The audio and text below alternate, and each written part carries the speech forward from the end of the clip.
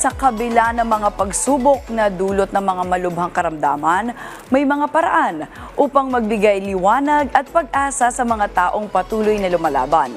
Isa sa mga simpleng paraan upang ipakita ang ating malasakit ay ang pagbibigay ng tulong pinansyal o regalo. At upang ipamahagi ito, may ilang Good Samaritan ang nagsagawa ng tulong sa mga nangangailangan. Kung ano yan, panoorin natin to.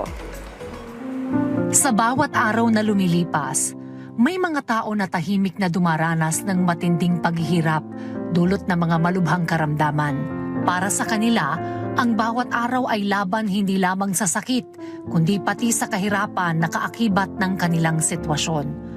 Isa na nga dito si Mang Jonito, 67 years old, na kasalukuyang lumalaban sa sakit na stage 5 chronic kidney disease at nangangailangang magdialysis. Sa kabila ng kanyang karamdaman, patuloy siyang inaalalayan ng kanyang asawa at mga anak na walang sawang sumusuporta rin sa kanya. Hirap siya ngayon sa kalagayan ngayon kasi bedridden siya. Tapos binubuhat namin, hindi na siya makatayo, makaupo. Initagilid, ni subo, hindi.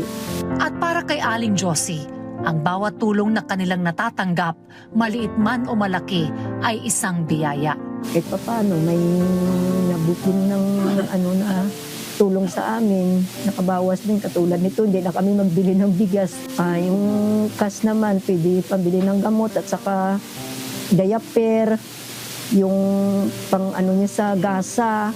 Lahat na kasi may na siya, bidsur sa. Subalit hindi lamang si Mang Jonito ang nakararanas ng ganitong sitwasyon. Isa rin sa patuloy na lumalaban sa malubhang sakit ay si Jonah Katapat, 42 years old, na 5 taon nang sumasailalim sa dialysis. Hindi naman pala palaging okay yung katawan natin. Minsan, lalo kapag maraming tubig, andun yung hinihingal, tapos masama sa pakiramdam, tapos may nahihilo, mahirap. Pag nagda-dialysis talaga. Malaking tulong po talaga sa amin yung mga binibigay na ayuda. Kasi siyempre, imbis na anin pa namin sa bulsa namin, yung hindi na kasi may nagbigay na. At pambili na lang namin ng gamot, maintenance. Kasi malaki rin yung maintenance ko. Ngunit sa kabila ng lahat ng ito, patuloy at lubos na nagpapasalamat sina Aling Josie at Jonah sa tulong at malasakit na kanilang natatanggap mula sa mga Good Samaritan.